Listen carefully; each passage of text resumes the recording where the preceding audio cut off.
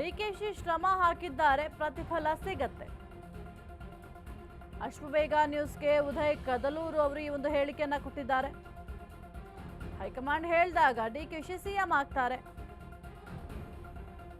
ನಮ್ಮಲ್ಲಿ ಯಾವುದೇ ಗೊಂದಲ ಇಲ್ಲ ಅಂತ ಉದಯ್ ಕದಲೂರು ಅವರು ಈ ಒಂದು ಹೇಳಿಕೆಯನ್ನ ಕೊಟ್ಟಿದ್ದಾರೆ. ನಾವು ನಮ್ಮ ಪರ ಮಾತನಾಡಲು ದೆಹಲಿಗೆ ಹೋಗಿದ್ದು ಅಂತ ಕೂಡ ಹೇಳಿದ್ದಾರೆ.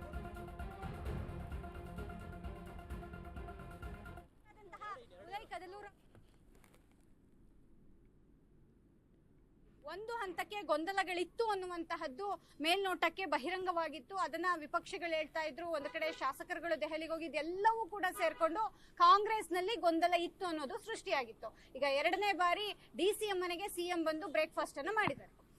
ಗೊಂದಲ ಇಲ್ಲ ಅನ್ನೋದೆಲ್ಲ ಹೇಳಿದಾರಲ್ವಾ, ತೋರಿಸಿದಾರಲ್ವಾ, ನಿಮ್ಗೂ ಅರ್ಥ ಆಗಿದೆಯಲ್ವಾ? ಇನ್ಯಾವ ಗೊಂದಲ ಬಂತು? ಯಾಕೆ ಗೊಂದಲ ಅಂತ ಅನ್ಕೋತೀರಾ ನೀವು? ಯಾರು ಕಿತ್ತಾಡ್ತಾ ಇಲ್ಲ. ಇಲ್ಲಿ ಒಗ್ಗಟ್ಟಾಗೆ ಇದ್ದಾರೆ, ಒಗ್ಗಟ್ಟಾಗೆ ಸರ್ಕಾರ ನಡೆಸ್ತಿದ್ದಾರೆ, ಒಗ್ಗಟ್ಟಾಗೆ ಪಾರ್ಟಿ ಕಟ್ಟಿದ್ದಾರೆ.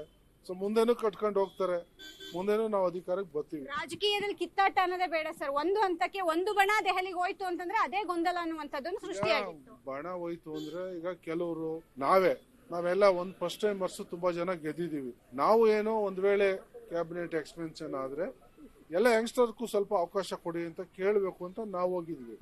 ಇದ್ರಲ್ಲಿ ಏನು ಗೊಂದಲ ಇಲ್ವಲ್ಲ. ಈಗ ಹೈಕಮಾಂಡ್ ಹೇಳಿದ್ರೆ ಸ್ಥಾನವೂ ಬದಲಾಗುತ್ತೆ, ಎಲ್ಲವೂ ಕೂಡ ಸರಿಯಾಗುತ್ತೆ ಅನ್ನುವಂತಹದ್ದೆಲ್ಲದು. ಇವತ್ತು ಸಿದ್ದರಾಮಯ್ಯ ಅವರು ಕೂಡ ಹೇಳಿದ್ರು, ಡಿ.ಕೆ. ಶಿವಕುಮಾರ್ ಅವರು ಸಿಎಂ ಆಗ್ಬೇಕು ಅಂದ್ರೆ ಹೈಕಮಾಂಡ್ ಹೇಳ್ಬೇಕು ಅನ್ನುವಂಥದ್ದನ್ನ. ಖಂಡಿತ ಹೌದು. ಹೈಕಮಾಂಡ್ ಏನ್ ತೀರ್ಮಾನ ತಗೊಳ್ತದೆ ಅದಕ್ಕೆ ಎಲ್ಲರೂ ಭದ್ರಾಗಿರ್ತಾರೆ. ಈಗ ನೀವುಗಳು ಕೂಡ ಹೇಳಿದ್ರಿ ಸರ್, ಅಂದ್ರೆ ಡಿ.ಕೆ. ಶಿವಕುಮಾರ್ ಅವರು ಕೂಡ ಶ್ರಮ ಹಾಕಿದ್ದಾರೆ, ಹಂಗಾಗಿ ಅವರು ಕೂಡ ಸಿಎಂ ಆಗ್ಬೇಕು ಅಂತ. ಆ ಸ್ಟ್ಯಾಂಡಿಗೆ ಇವತ್ತಿಗೂ ಬದ್ಧನಾ? 100% ಅವ್ರಿಗೆ ಶ್ರಮಕ್ಕೆ ಫಲ ಸಿಗಬೇಕು, ಒಂದ್ ದಿವಸ ಸಿಗುತ್ತೆ.